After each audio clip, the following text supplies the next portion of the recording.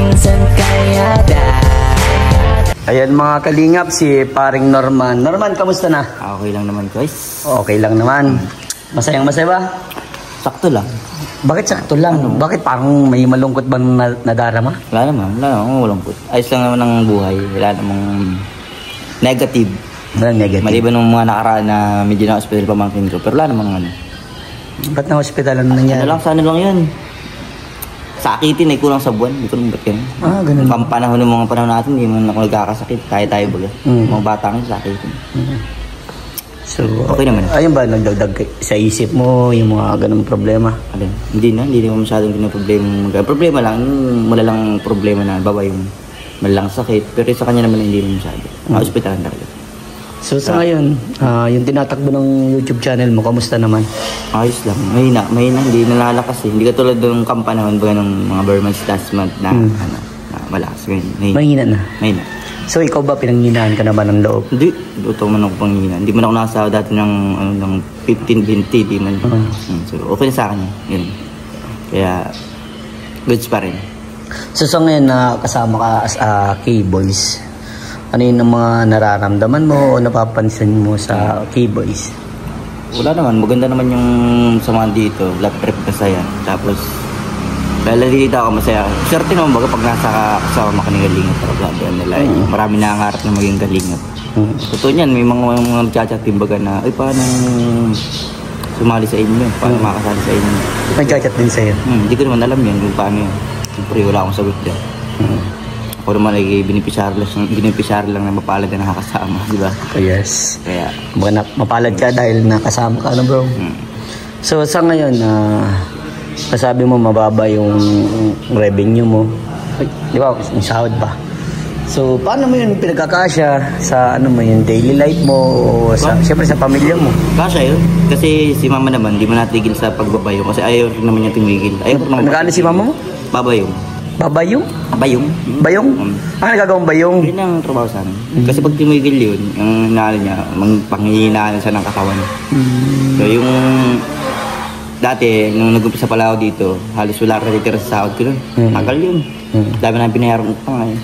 Halos pag araw-araw, pag nasahod ako, pag may sahod ako, yung sinasahod ko, doon napupunta lahat. Ito yung pengi ng pangulog na ganito kasi di ba nabaw niya kami sa utang ng nabulot. Pero hindi na yun sa mula na eh. Tapos na? So ang problema ko, ang inaano ko talaga sa bahay, hindi bang problema yun. Bali, may binabudgetan ko naman yun. Nabili ako ng bigas doon, sa ako na. Grocery. Tama yun. Tapos, tubig, kuryente. Yun. Tapos ngayon, nung inaano ko, sa maliit sa sahod ko, inuulit ko magbili ng gamit sa ano. Kasi sa bahay niyo? Yung gamit na pangpagbahay. Kasi last year, hindi talaga ako nakabili kasi napunta lahat din sa pambayad ng utang. Pero ngayon wala na kaming utang. Yung pinaproblema ko rin ngayon, ang ginagastusan ko lang, pagkain, tapos yung tubig, kuryente. Yun lang. Yung ginagastusan ko lang iba. So ngayon nag-iipon ka para sa mga gamit-gamit sa bahay niyo? Binibili ko na agad. Pagkakasahod ko, binibili ko na agad. Wow, that's good na. Pakabuti yung mga anak ha. Siyempre. Yan. So ano ba ito, Norman? Ano ba yung pinangarap mo sa buhay mo? Na? Pinangarap mo? Sa buhay mo? Oo, pangarap mo. Pangarap ko magkaroon ng mapabayan sila mama dati. Pero siyempre wala akong kakayanan.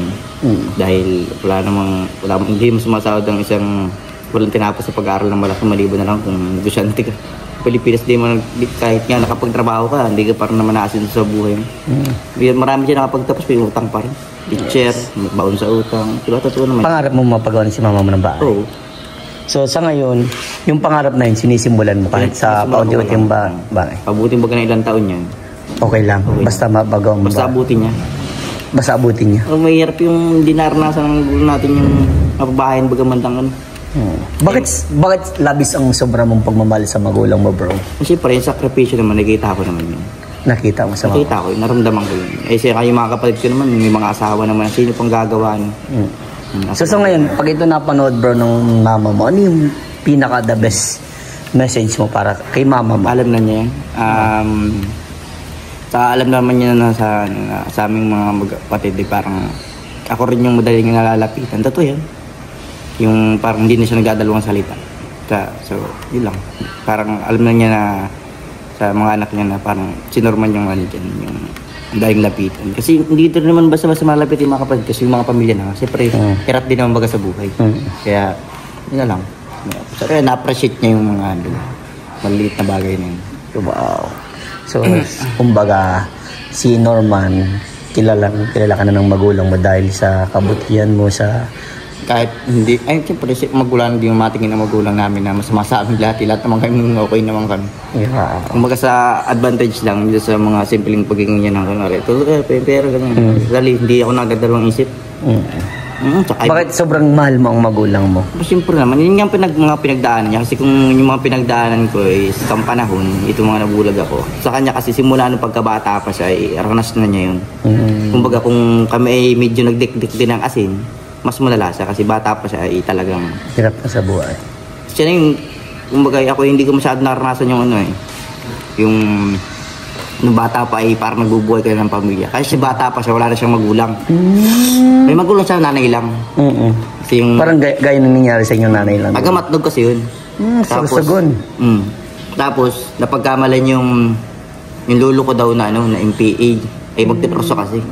Napagkamalan nung araw. Tapos yun, nung inantin ng sundalo yung lolo ko, pinauwi yun grade 2 daw yan si mama nung sinundo ng lolo ko sa eskwelahan. Tapos yung lula ko, pinapunta raw yun dito sa norte. Tapos nabalta daw na pinaghahabol nga daw ng pulis na sundalo yung lolo ko. Lolo ko daw, nilangoy daw yung dagat dun patawid sa kabilang isla. Hanggang sa lumipas na mga taon na nandiyan na nga yung nanay ko sa sa Camarines Norte, dyan na lumaki. Wala nang balita dun sa kasi nung mga panahon na yun, wala ng mga cellphone. Wala namang gawin. Tapos sa tinagal-tagal ang panahon, hindi na nagpakita yun. Yung lolo mo? Yung lolo ko na. Hindi ko rin nakita yun. Tapos sa kwento niya, nagkaasawa na raw siya, 24 anyos, nag-asawa na siya. Pagpunta daw, kailangan daw niya ng birth certificate ng kapatid niya. At kukunin nga doon. So, papel din pala sa kanya. So, kailangan niya lakarin.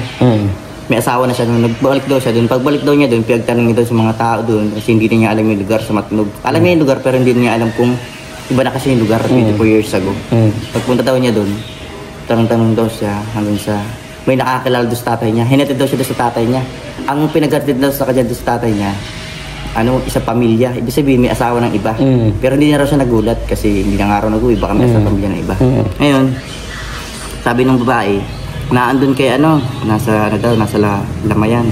Punta sa Lamayan. Pagpunta doon, sabi ng tricycle driver na gano'n, kaya lang nga yung dulo ko daw. Punta doon sa Lamayan at nasa looban na yun. Andiyan yung aki mo. Hindi daw naniniwala yung dulo ko. Hanggang sa naglabas daw. Paglabas daw, makita daw siya, iyak daw. Nag-iyak daw yung dulo ko nun. Kampanan. Tapos yun, hanggang sa, kinasikaso yung birth certificate. Yung uwi daw niya na yun, galing doon, at alam na mga nga daw niya baka nagpamilya na nga. Yung uwi niya, simula daw nun, hindi na niya nakita yun. Hindi niya nakita yun. Tapos yun, ang mga pinagdaanan daw niya na hirap ng mga panahon na yun. Bata pa lang, para siyang magulang. Ay hanggang ngayon, nagkaanak siya, nagkapamilya siya. Parang hindi niya naranasan yung magkarunugan ng mag-ambuhay. Sobrang kabud. Kabud. So ngayon bro, ikaw, kasi grabe yung pagmamahal mo sa nanay mo, sa magulang mo. So ano yung may papayo mo o pwedeng kapulutan ng aral na pwedeng mong may bahagi sa mga manonood? Kasi hindi halos karamihan sa mga anak ganito ang ugali na mahal ang magulang. Ang iba talaga, alam naman natin yan, di ba? Minsan kasi nagsisimula rin dapat yan sa magulang. Nasa pagpapalaki rin. Dapat.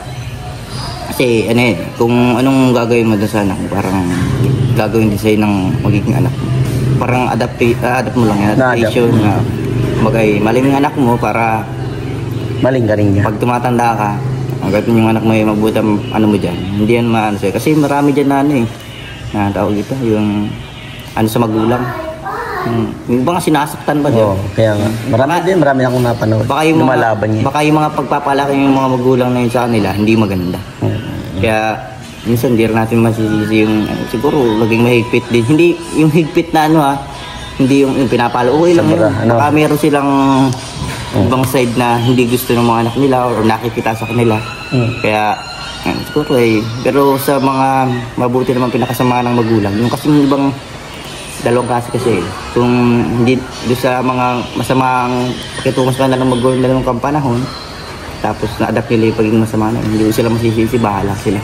Kumbaga sa akin, doon na sa part na yung naging mabuti naman yung magulang ninyo, huwag niyong gawa ng ano yan, ng kung ano mang kasamaan, bagay yung labag sa magulang, pag sasaktan nyo pa, mumurahin nyo pa, lalayasin nyo pa, itit pa rin sa pagkain. Kasi minsan lang mabubuhay yung magulang ninyo yan. Isipin nyo na lang, pag naging magulang, kahit mangyari sa inyo yung ginawa nyo sa magulang. Kaya dapat mahalin nyo lang, palagan nyo lang, hanggat ay buhay, paranas nyo yung mga bagay na hindi pala nararanasan ng panahon na yun. Wow. Kaya siyempre mahirap lang, maliban lang doon sa karamihan, maganda yung mahirap mahirap ka, kasi naparanas mo sa magulang mo yung magandang buhay. Yung kahit hindi maganda, kahit yung magandang yung tama lang. Bagay, ano na maganay sa puso mo. Bagay. Kailangan buhay ng tao. Pag isipin mo, hindi naman pag nasa edad ng magulang mo 50 anyos, 60 years old, kahit kung iisipin mo lang, palapit na sa kota yan. Hindi mo masasabi ang kalusugan ng magulang mo. Yes. Pero tinang maabot ng 70 na, yung 20 taon ba, palagay isipin mo, mahabang panahon ito ba yan para sa'yo.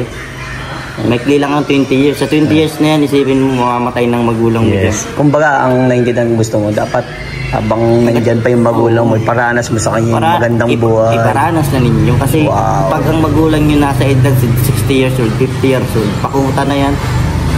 Surti ng tao, umabot ng 70 years old, totoo yan. Kasi ang lifespan ng tao kasi mababa na no? So ayan bro, thank you so much sa maikling kwentuhan natin. Napakabuti mong tao, napakalambing mong anak.